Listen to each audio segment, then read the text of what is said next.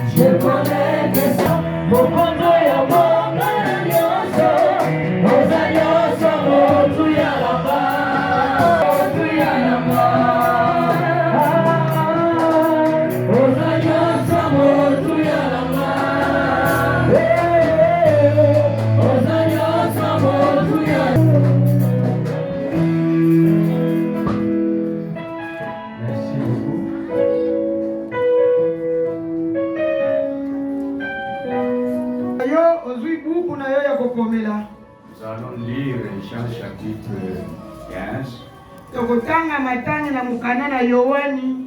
verset 1 au verset 7. À la maison, vous pouvez continuer la lecture. Lisons Jean chapitre 15, verset 1 au verset 7. Jean chapitre 15, verset 1 à 7. Les vignerons. Tout sarment qui est en moi et qui ne porte pas de fruits, il les retranche. Il les monte, afin qu'il porte encore plus de fruits. Déjà vous êtes purs à cause de la parole que je vous ai annoncée. Je demeurerai en vous. Comme le sarment ne peut de lui-même porter du fruit,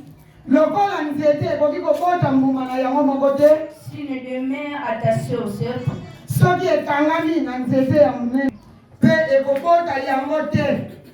vous ne demeurez en moi, je suis le cercle, vous êtes le sarment. Celui qui demeure et en qui je demeure porte beaucoup de fruits. Car sans moi, vous ne pouvez rien faire. Si quelqu'un ne demeure pas en moi, il est jeté dehors. Comme le sarment, et il sèche.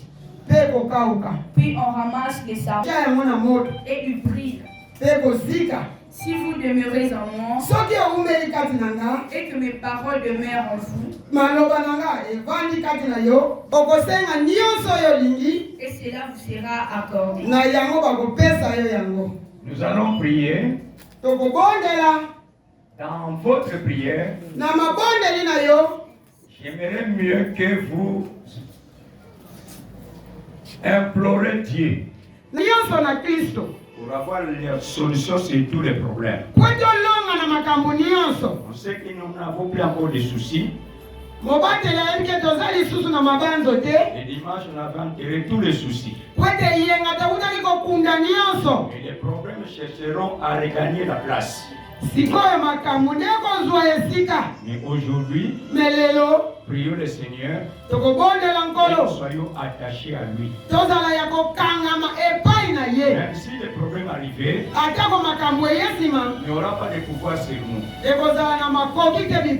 Prions tous au nom du Seigneur.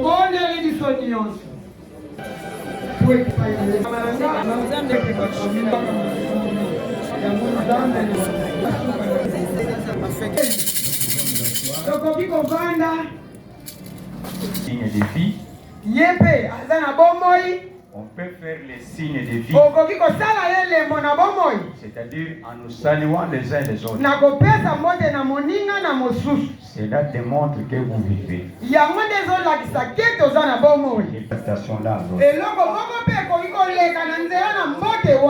Salue ton prochain tel qu'une personne vivante. Bouge-les. Dites-lui, vivez. Vivez. Ne soyez pas cadavre. Soyez une personne vivante. Alléluia. Alléluia. Est-ce que nous pouvons aussi nous saluer les autres qui se trouvent dans les pays étrangers qui vivent? Oui.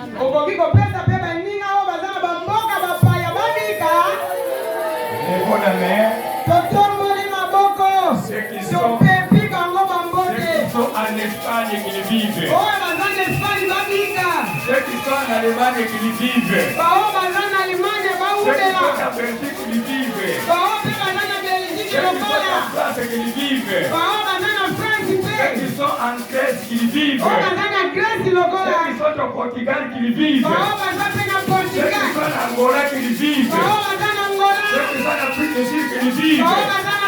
Ceux qui sont au Cameroun qui le vivent.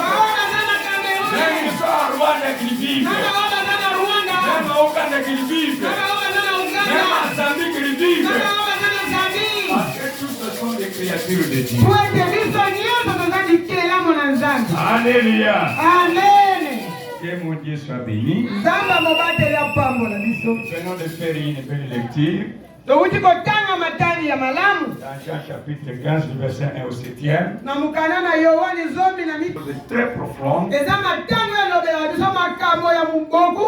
Très profond. Qui vont nous ouvrir les yeux spirituels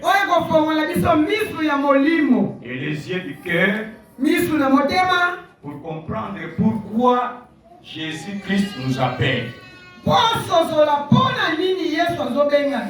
qu'il y a beaucoup de gens qui viennent à Christ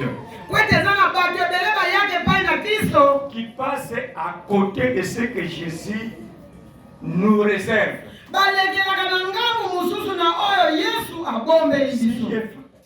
Je fais un recensement en ces temps. Pour poser la question à tout et chacun de savoir qu'est-ce qui te pousse de venir à l'église.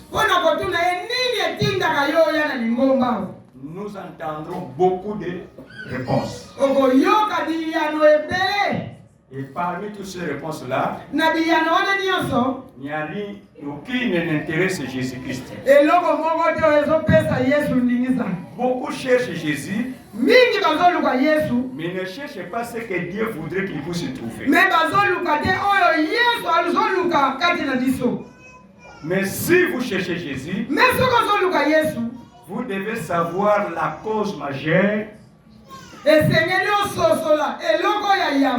le but essentiel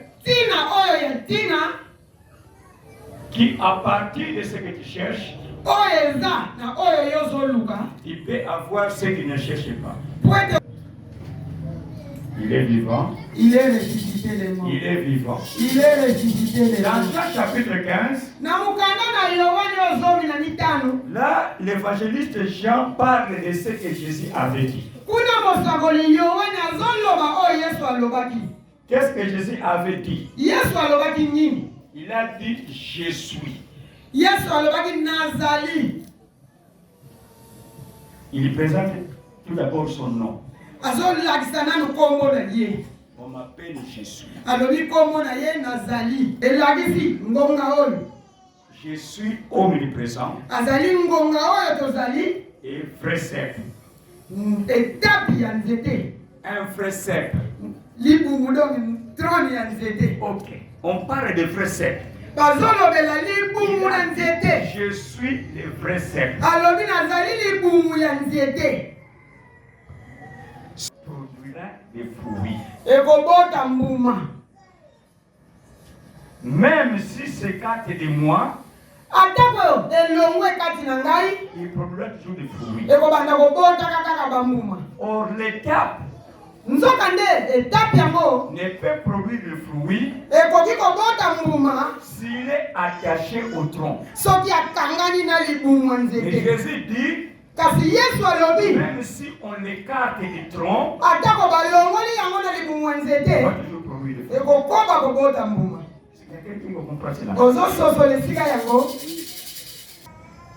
Toute étape écartée du tronc doit finir à devenir sèche. Mais il y a des étapes écartées du tronc de l'arbre, ça produit encore. Alléluia. Amen. Il y a même certaines étapes. Et devenir sèche et il produit encore des arbres.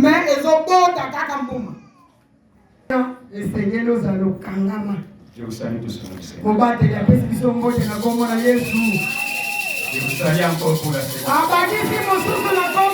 Je vous salue pour la troisième fois.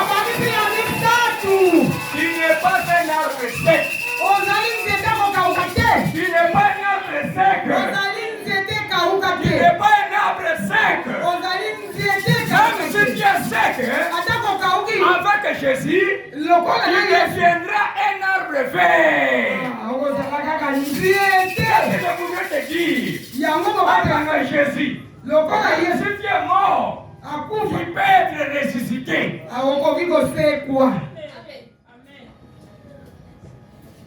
Dans la Bible, il y a des arbres secs qui ont produit.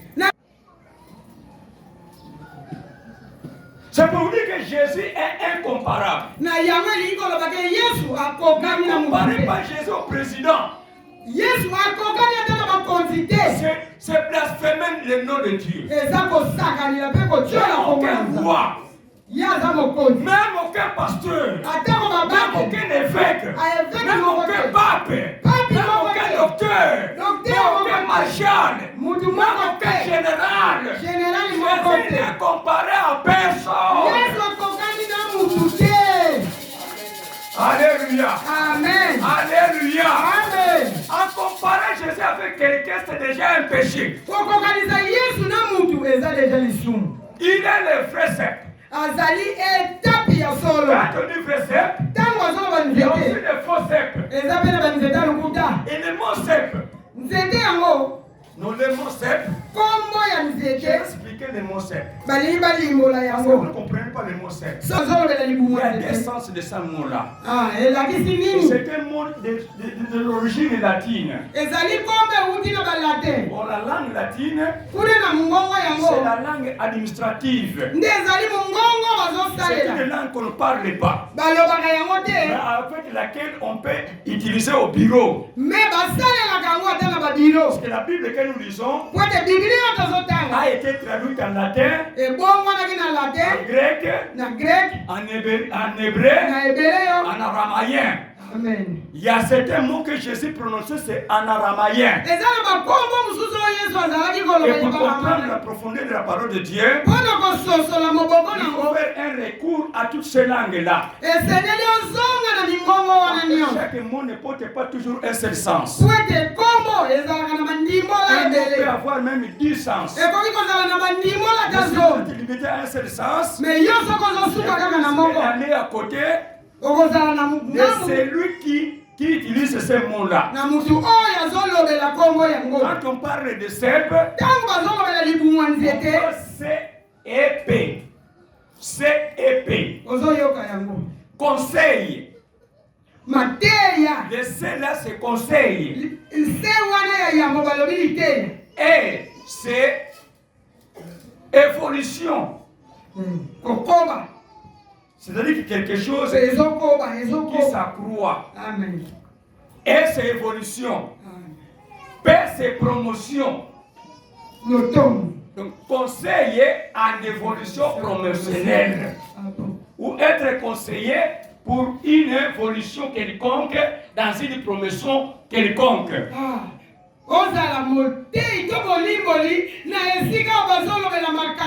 Peut-être qu'il veut devenir un couturier. Il faut avoir un conseiller couturier. Un enseignant. Il faut avoir un conseiller d'un enseignant. Mais il faut qui veut devenir un pasteur.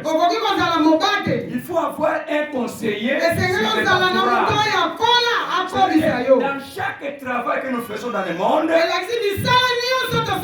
il y a une formation appropriée pour que tu deviennes excellent dans cette formation-là. Et nous, notre conseiller excellent, c'est Jésus-Christ. Qui peut me conseiller, mais si ce n'est pas Jésus qui conseille, et ce conseil-là, un jour, va m'apporter des amertumes. Et je peux te haïr parce que tu m'avais donné un mauvais conseil. Mais si Jésus te donne un conseil, tu ne seras jamais déçu. Parce qu'il est maître de tout. Il est maître de tout. Il connaît tout.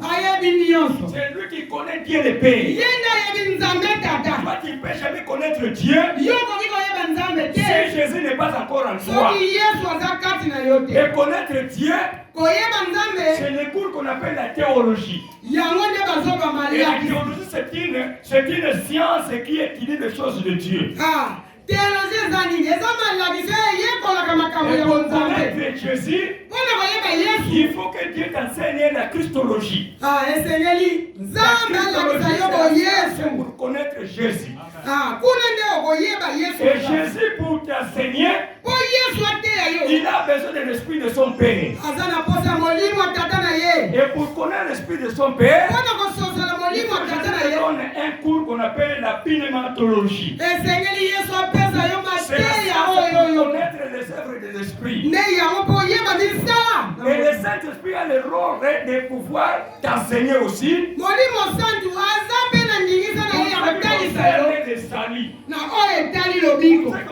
Comment tu as été racheté par Dieu. C'est là on parle de la sotériologie. C'est tout le cours pour connaître ton salut. Tu n'es pas encore sauvé. Alors le Saint-Esprit, lui connaît toutes les sortes d'esprits qui se trouvent dans le monde. Et pour connaître ces esprits-là qui se trouvent dans le monde, si c'est l'esprit de Dieu ou l'esprit du diable, il faut que tu passes dans les cours qu'on appelle parapsychologie. C'est tout un cours pour connaître les esprits. Si tu es conduit par l'esprit de Dieu ou tu es conduit par l'esprit du diable. Donc les apôtres avaient besoin de la pneumatologie. Que le Saint-Esprit puisse venir à eux. Et c'était le séminaire de 40 jours que Jésus avait donné à ses disciples avant d'être enlevé. Il a dit que vous recevez la puissance du Saint-Esprit. Du Saint-Esprit. Et là, vous serez mes témoins à Jérusalem. Vous serez mes témoins à toute la Judée. À Samarie jusqu'au terme de la terre. Sans le Saint-Esprit de Dieu, nous serons confondus avec Satan et le diable. Sans le Saint-Esprit de Dieu, nous serons des esclaves des hommes. Et aujourd'hui, ne connaissant pas le Saint-Esprit de Dieu, il y a beaucoup d'enfants de Dieu qui sont des esclaves des hommes. On est en train de tromper facilement en regardant. Vous êtes en train de regarder, vous êtes en train de vous tromper. Parce que vous n'avez pas la pneumatologie pour connaître l'esprit qui parle. Un jour, l'apôtre Paul a été même trompé. Dans son ministère, il passait un village. Quand il passait ce village-là, Il y a une femme qui parlait de temps en temps envers lui. En disant aux autres, regardez les hommes de Dieu qui annoncent les voies de Dieu. Et l'apôtre Paul ne savait pas quel esprit qui parlait à cette femme. Lui croyait qu'on était en train de l'élever. Et l'apôtre Paul se sentait, oui, voir, je suis vraiment un grand apôtre. Oh, c'est l'ennemi qui parle pour lui. Le deuxième jour, il passa, cet esprit part encore travers cette femme. Et comme il n'avait pas compris, il pensait vraiment, moi je suis connu au monde que je suis un grand homme. Le troisième jour, il passa encore sur le même point. Cette femme dit aussi, regardez les gens qui vous montrent la voie du salut. Il a parlé à Paul. On est en train de vous tromper. Est-ce que vous pouvez regarder cette femme? En tournant, il a regardé la femme. La femme est devenue transparente. Elle voit un grand boa dans son ventre. Il lève sa bouche pour parler. Paul est devenu juste. Il nous a trompé plusieurs fois. Aujourd'hui, il doit être délivré. On a chassé l'esprit de Python. Et la femme est tombée. Maintenant, l'histoire est courir à ses bourreaux. L'histoire est allée au sanctificateur. Avec les grands pasteurs qui croyaient, ce sont des grands pasteurs. Mais là, les grands pasteurs ayant entendu cela, dit c'est fini. On ne gagnerait plus encore le lien. Cet homme, le lieu là, apôtre Paul, nous devons l'arrêter. Parce qu'il a enlevé la chose qui fait la gain de notre commerce. Et l'apôtre Paul fait arrêter. Il fait que c'est quelque chose de mauvais. Mais pourquoi ces gens-là se sont ligués contre l'apôtre Paul?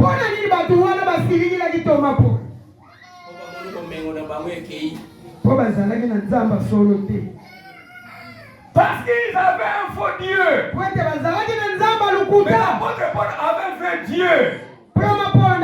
Cette femme-là a été possédée par un démon. Et là, quand ces gens-là parlent, ils ne parlent pas de Jésus. Ils parlent ici.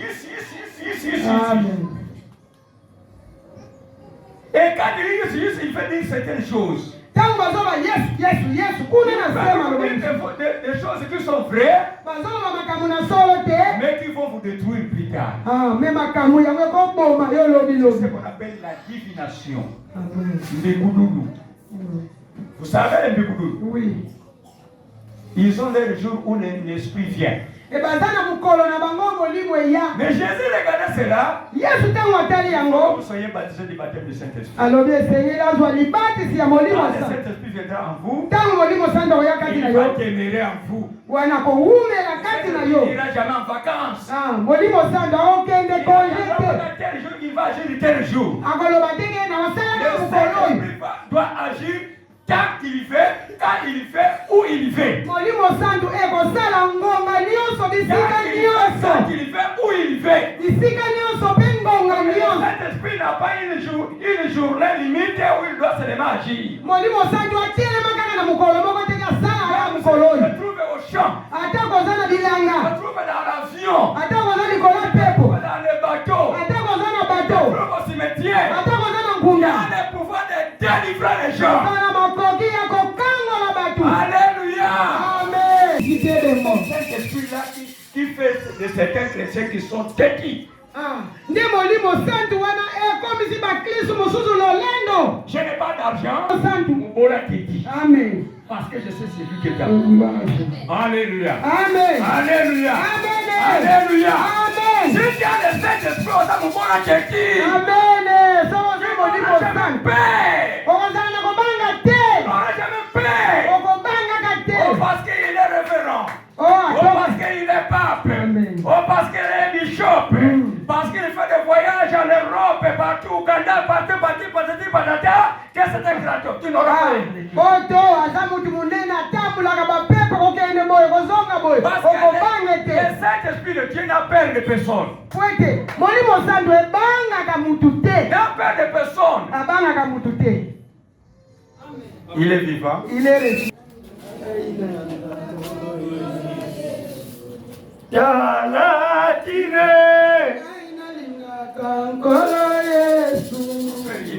Tu as fait quelque chose de bien.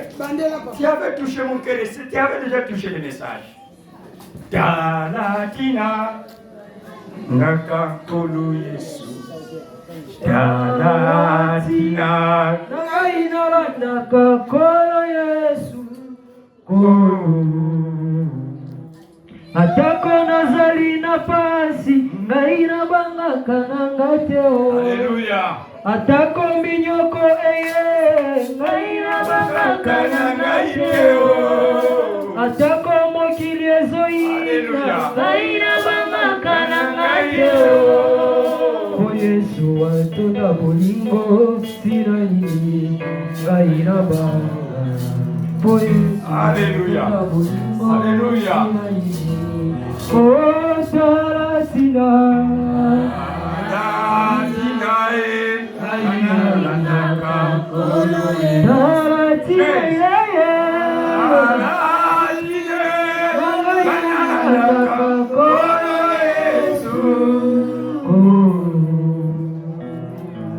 Atako mokili ezoina ngai banga kananga teo. Alléluia. Atako bazokwa kabajeto ngai banga kananga teo. Atako bazoko tonganga ngai banga kananga teo. O Yesu atonda bolingo ngai na banga. O Yesu atonda bolingo sina nini. Oh, Talatina, Talatina, Nakakolo Yesu. Talatina, Nakakolo Yesu.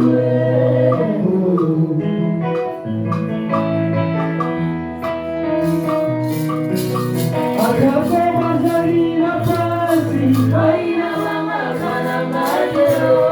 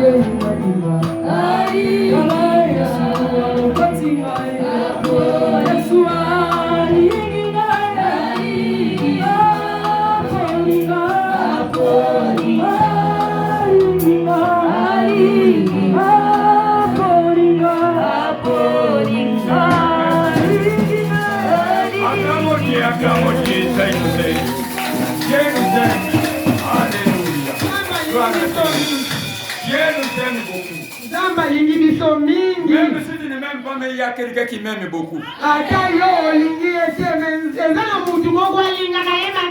Parce que j'étais déjà mourant. Dans mon enfance, j'étais mourant. On m'avait donné un nom de désespoir. Et je ne serai pas dans ce monde. Et le désespoir est devenu espoir. C'est Jésus. Qui peut faire fleurir une branche détachée du tronc? Qui peut faire fleurir une branche détachée de son tronc?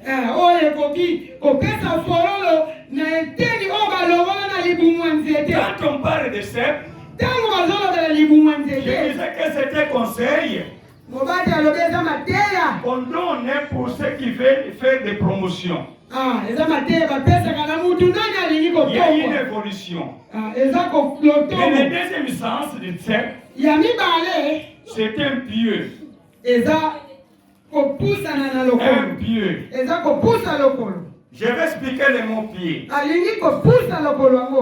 Un morceau de bois qui est sec, soit en fer, mais pointu, on peut enfoncer dans le sol. Vous regardez les tentes de soldats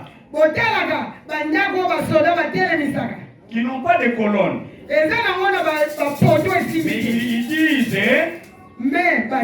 soit un morceau de bois, soit un morceau de fer, il faut enfoncer dans la terre.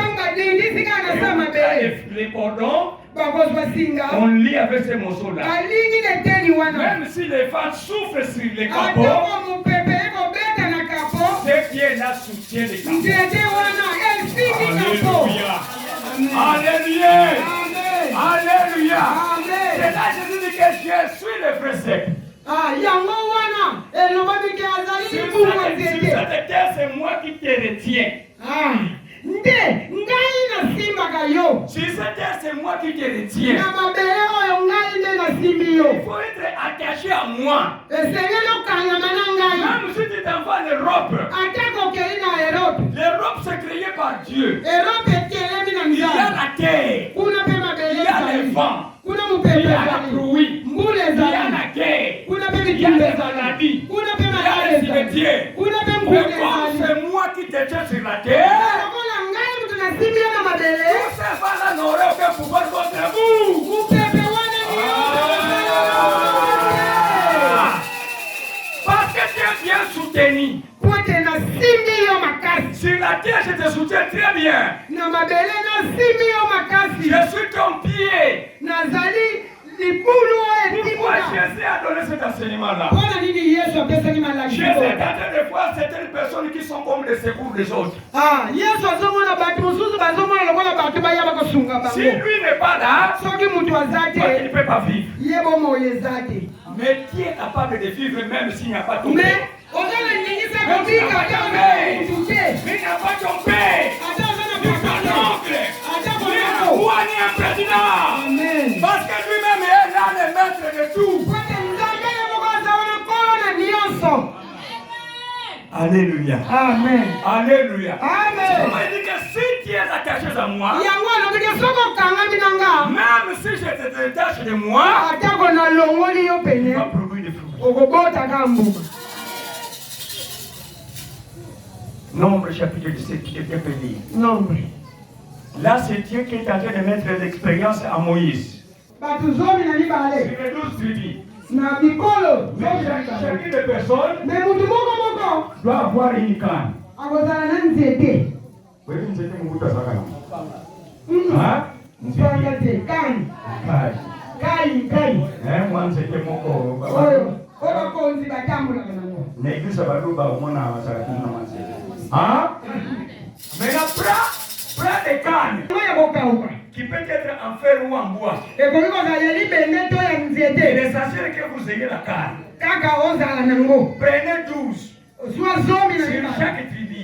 Amène ces cannes-là. En menant là-bas, Amen. Qui doit écrire les noms sur chaque canne. Ah, c'était mon Tel que moi je suis Mundibu. Le gars la mobile là Si Mundibu. cette canne là on écrit Mundibu. C'était na yeba komi Mundibu. Qui est Muyombe.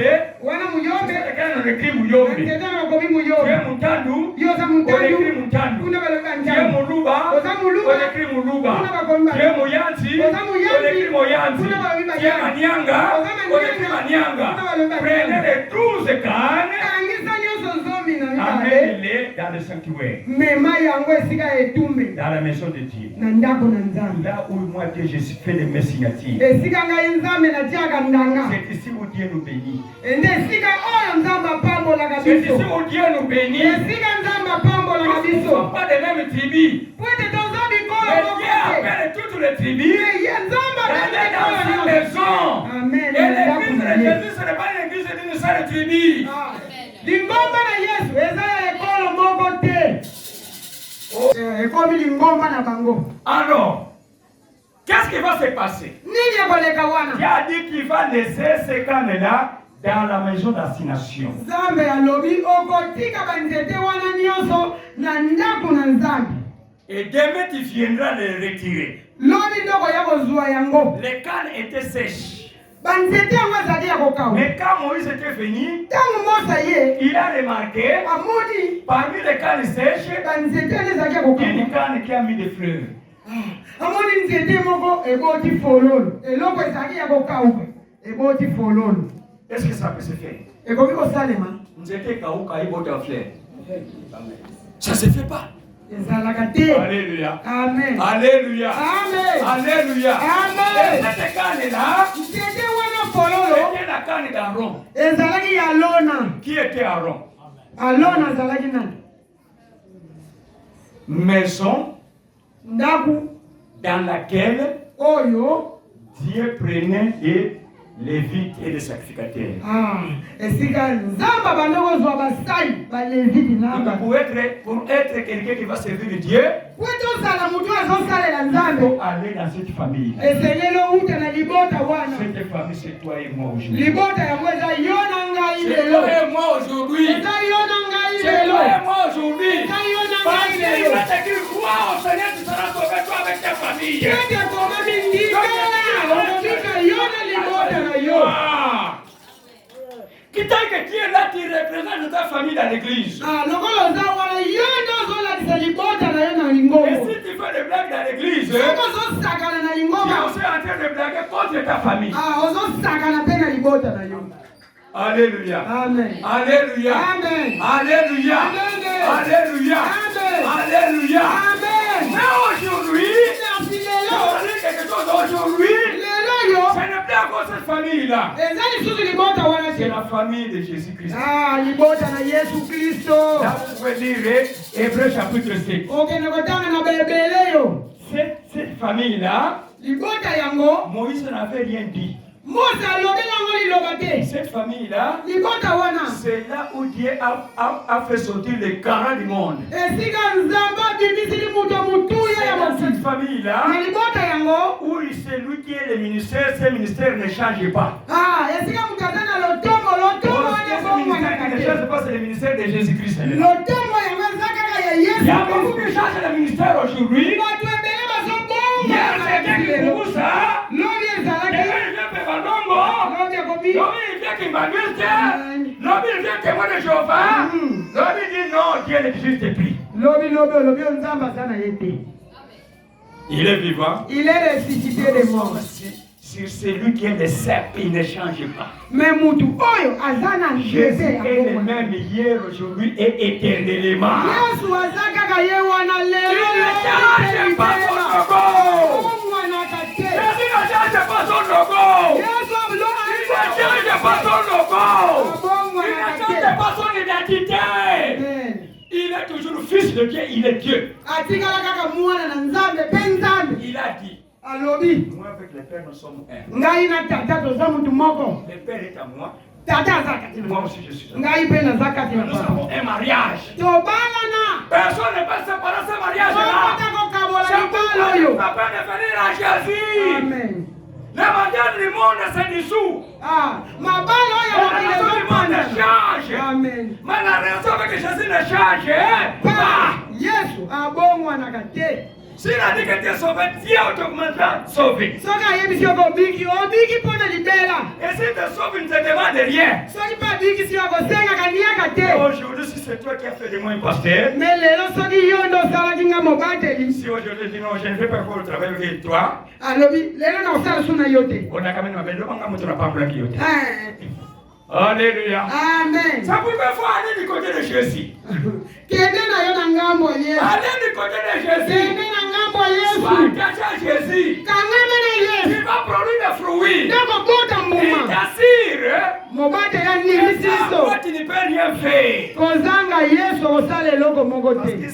qu'il sait que c'est moi qui ai le monopole de toutes choses. Kweta yebi ke ngai nde nazana likolo pe makambo nyonso. Qu'est-ce que veut dire monopole? Elingo loba nini monopole? C'est lui en qui on a tout donné. Yende mutu o bapesa nyonso. Qui a le pouvoir de partager aux autres. Yende azana ndingisa ya kokabola na basusu. Jean 3:35. Jean 3. Rapidement. Jean 3:35, qu'est-ce qu'on nous dit? Non, ce n'est pas quand il a terminé le monde. Jean 3:35. 16, mettre 5. Jean 3:35. Le Père aime le Fils. Le Père aime le Fils. Il a remis toutes choses entre ses mains. Alléluia, alléluia. Il a remis toutes les choses. Il a remis toutes les choses. Qu'est-ce que tu as besoin? On te dit, il a remis toutes les choses à son fils. Tout ce que dont tu as besoin, ça se trouve entre les mains de Dieu. Ça se trouve pas dans ma main. Ni dans la main, je ne sais pas de quel apôtre. Et d'ailleurs, je te dis quelque chose qui est vrai. Jésus avait laissé combien d'apôtres? 11. Où est-ce qu'ils sont aujourd'hui?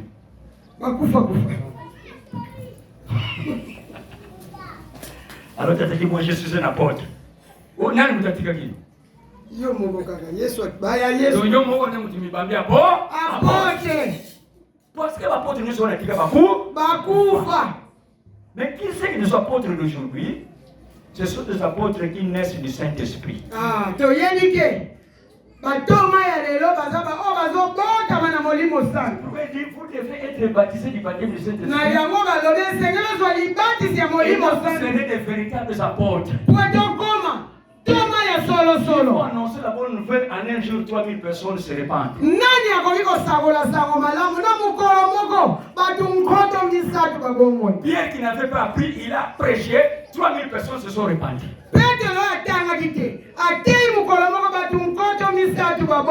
Pourquoi? Parce qu'il était baptisé du baptême du Saint-Esprit.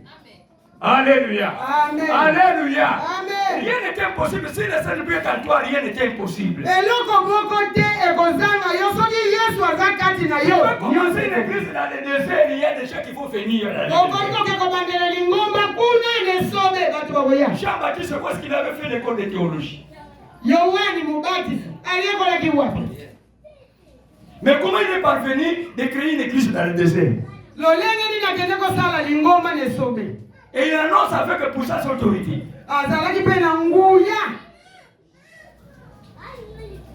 Parce que Jésus l'avait destiné. Soyons des prédestinés de Dieu. Ce message t'amène à la prédestination de Dieu. Romains 8, verset 28. Qu'est-ce qu'on nous dit? Tout concourt au bien de Dieu. Même si je tombe, Dieu est avec moi. Même si je me relève, Dieu est avec moi. Même si tu me juries, Dieu est avec moi. Même si tu m'abandonnes, Dieu est avec moi. Parce que je suis dans la lignée des prédestinés. Est-ce que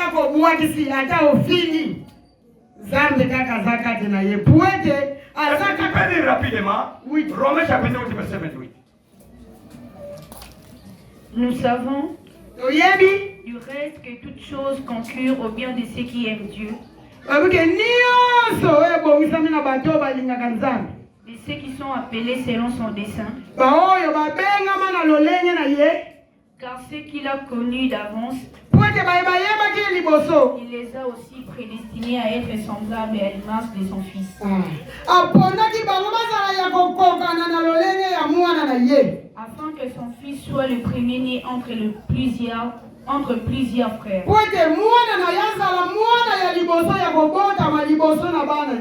Et ce qu'il a prédestiné, il les a aussi appelés.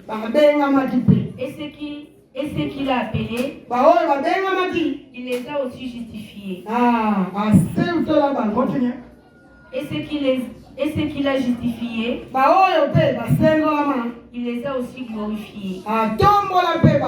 Que dirons-nous donc à l'égard de ces choses? Si Dieu est pour nous, si Dieu est pour moi, qui sera contre nous? Personne ne sera contre nous. Personne. Personne parce que Dieu est pour moi. Il est pour moi. Et personne ne peut me condamner. Alléluia.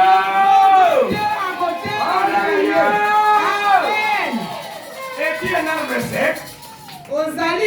Qui est arbre sec?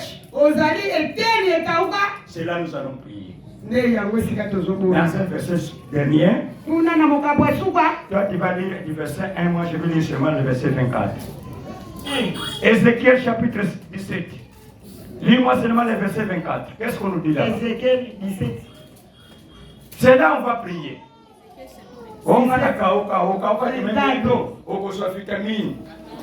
Alléluia.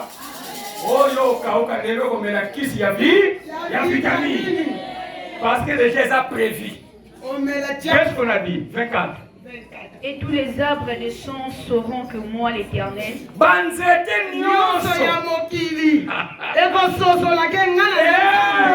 y a des arbres qui écoutent. Il y a des arbres qui ont des oreilles. Qui écoutent la parole de Dieu. On dit que tous les arbres sauront aujourd'hui. Qu'est-ce que les arbres sauront? J'ai abaissé l'arbre qui s'est levé et élevé l'arbre qui était abaissé. Alléluia! Alléluia! Tu seras élevé. Si on t'avait abaissé, avec ce message, tu seras élevé. Continue. Que j'ai desséché l'arbre vert et fait verdir l'arbre sec. Reprends. Que j'ai desséché l'arbre vert et fait verdir l'arbre sec. Moi l'Éternel, j'ai parlé et j'agirai. J'ai parlé et j'agirai. Tu étais sec. Mais Dieu veut te rendre vert. Il ne produisait pas. Dieu va te mener sur la voie de production. Tu étais impuissant, Dieu va te rendre puissant. Tu étais mort, Dieu va te ressusciter. Tu n'avais pas la valeur, Dieu va te donner la valeur. Il a parlé et il agira.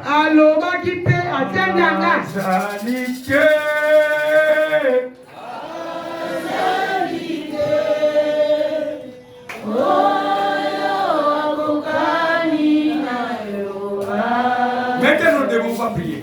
Azalité. Adorateur, accompagnez-nous, nous allons prier. Azalité.